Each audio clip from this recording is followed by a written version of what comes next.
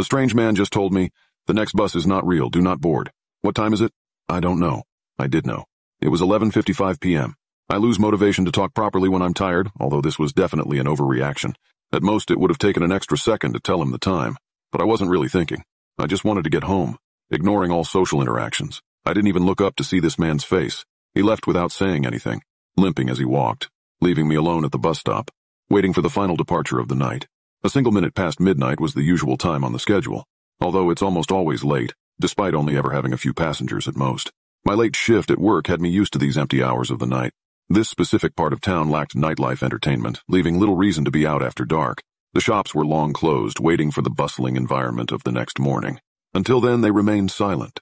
Some had their lights on all night long, spilling echoes of life into an otherwise inactive street.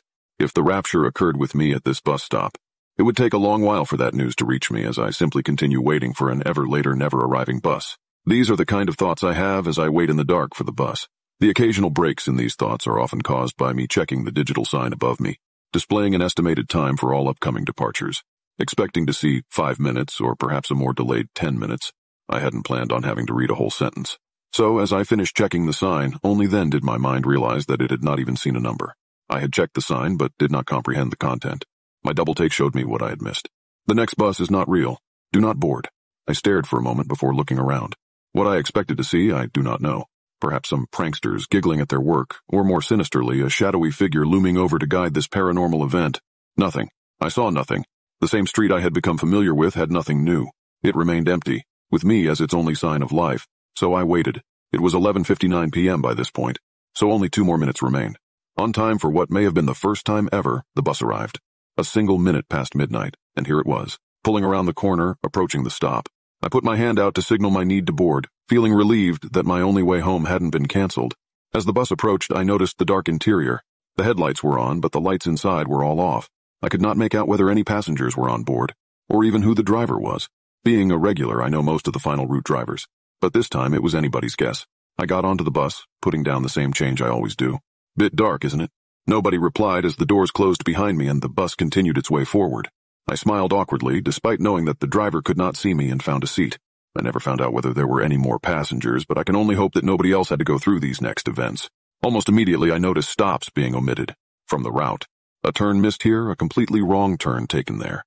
A panic set in that I had somehow gotten onto the wrong bus, despite knowing for a fact that the bus I always get is the only local one that runs this late. Convincing myself that an unfortunate series of road closures had occurred, I remained calm and waited it out. After 10 minutes of this, we had circled back to the stop I had boarded at. In front of us, I noticed a more normal bus, the bus I was supposed to board. The lights were on, with a few passengers. It was waiting at the stop. I spoke slightly louder than the rumble of the engine. "Excuse me, can I get off? I'm on the wrong bus." No answer as we slowly passed the correct bus. I could see the passengers inside all staring ahead. My gaze followed theirs, meeting at an ambulance, parked just slightly in front. A small group of paramedics knelt down in the beam of the bus's headlights, surrounding a body on the floor. I couldn't make out the body's face, as it was just out of sight, although one leg looked twisted. The passengers looked distraught, whilst the bus driver stood talking to the paramedics. I stood up. I need to leave at the next stop. As I spoke, I pressed the bell, and the only sign of any internal lights lit up at the front of the bus. Stopping. The sign then immediately turned off. Subsequent bell presses neither made the sound nor lit up the sign. "I need to—" The bus sped up suddenly, the force pushing me back into my seat. As I tried to stand up again, the wheels screeched as we turned a sharp corner without seeming to slow down at all. Again, the force pushed me back down. The speed continued to rise. The wheels on the bus went faster and faster until the outside world became simply a blur. I had never seen a car go this fast, let alone a road vehicle as large as this. I thought for sure that I was going to die right there. "What are you doing?" I found myself yelling out amid the panic. The driver, for the first and last time, spoke. "I don't know." My mind raced almost as fast as my body was being thrown about. The world beyond the windows soon morphed into a void of black, although the effects of our speed were still evident on my body as the velocity pushed me in all directions. It felt as though we had somehow gotten even faster, although this may have been the darkness forbidding my eyes of any reference for our true speed. We came to a sudden stop as I fell forward.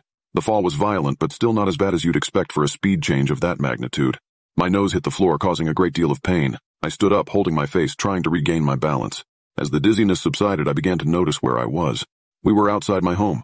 The bus stop I get off at is a 5-minute walk from here. Yet here we were, directly outside my house. The doors gently opened. Despite my desire to leave as fast as possible, I found myself walking to the front of the bus. As I reached the door, I stopped. Turning around slowly to face the still shrouded in darkness bus driver, I spoke what I always do. "Thank you." I stepped onto the pavement outside as the doors closed behind me, followed by the bus driving forward into the darkness. I looked down at my watch. A minute past midnight.